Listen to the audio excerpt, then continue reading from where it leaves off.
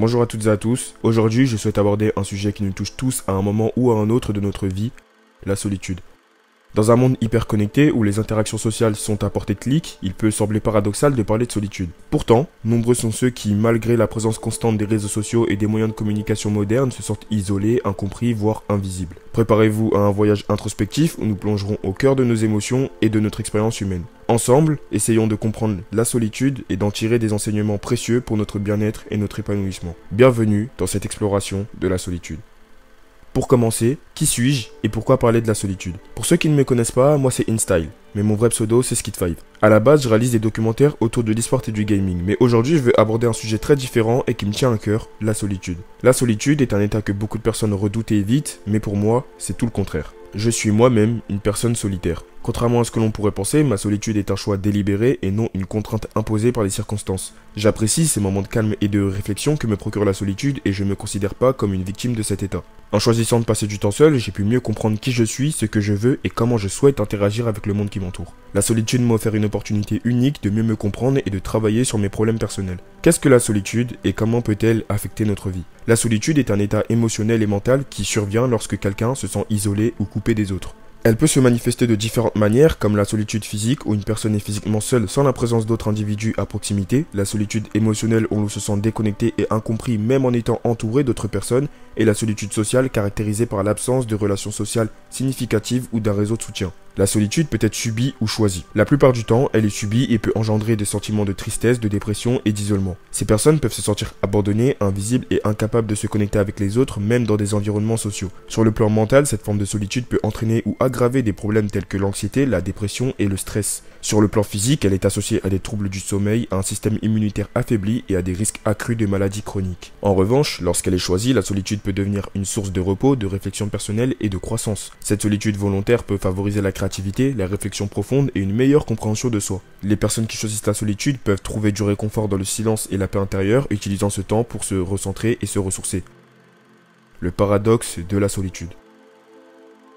Le paradoxe de la solitude est un concept très intrigant et assez complexe qui repose sur la dualité de l'expérience humaine. D'un côté, la solitude est souvent perçue négativement, associée à l'isolement et à la tristesse et à la déconnexion sociale. D'un autre côté, elle peut être une source de réconfort, de paix intérieure et de créativité. Ce paradoxe se manifeste dans le fait que beaucoup de personnes, malgré la peur de la solitude, trouvent une grande satisfaction et un sentiment de plénitude lorsqu'elles se retirent du tumulte du monde extérieur. La société contemporaine valorise souvent les interactions sociales et la vie communautaire, voyant la solitude comme un état à éviter. Cependant, pour de nombreuses personnes, ces mêmes interactions peuvent être épuisantes et superficielles, entraînant un besoin de retrait pour se ressourcer.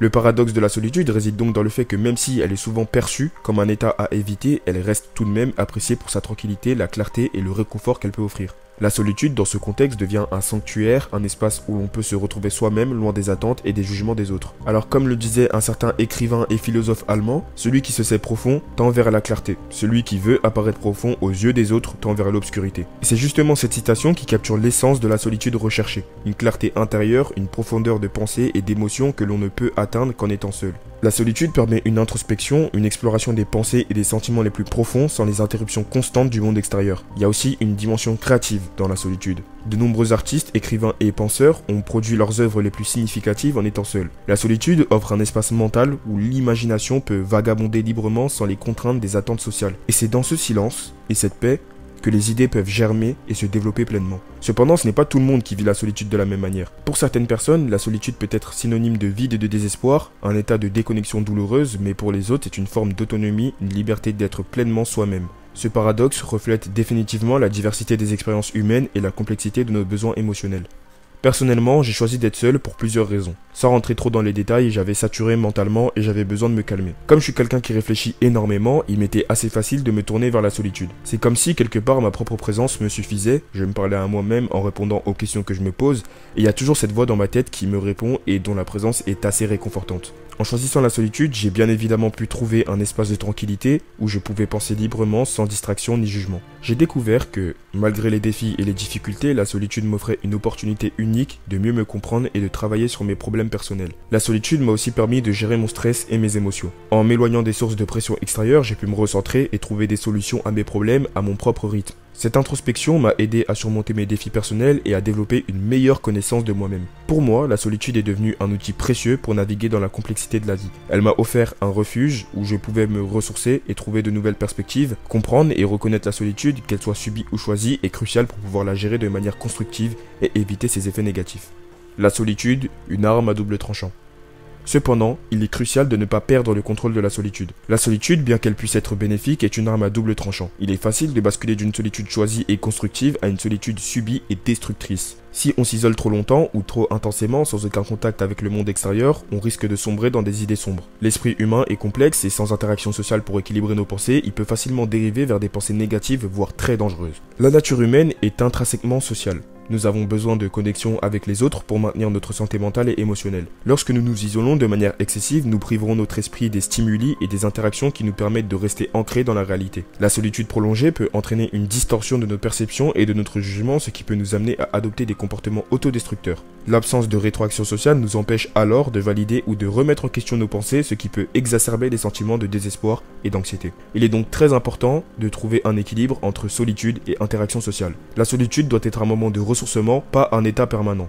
En restant trop dans l'ombre, sans lumière extérieure pour éclairer notre esprit, les pensées sombres peuvent nous envahir. Certaines personnes, en restant trop longtemps isolées, finissent par perdre pied avec la réalité. Elles peuvent devenir prisonnières de leurs propres pensées négatives, ce qui peut mener à des actions irréparables.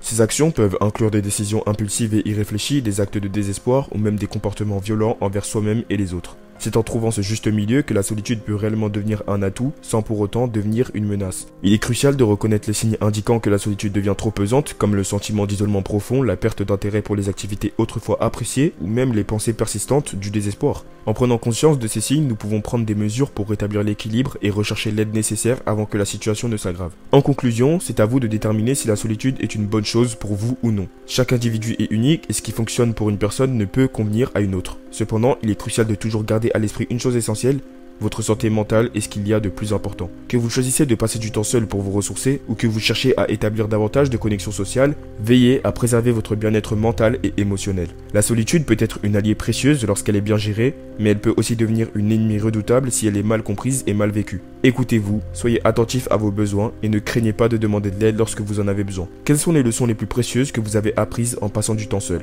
Merci d'avoir suivi cette réflexion sur la solitude. N'hésitez pas à partager vos expériences et vos pensées dans les commentaires, mais aussi de répondre à cette question abstraite que je vous ai posée précédemment. Prenez soin de vous et à bientôt pour une nouvelle vidéo. C'était Skid5, offline.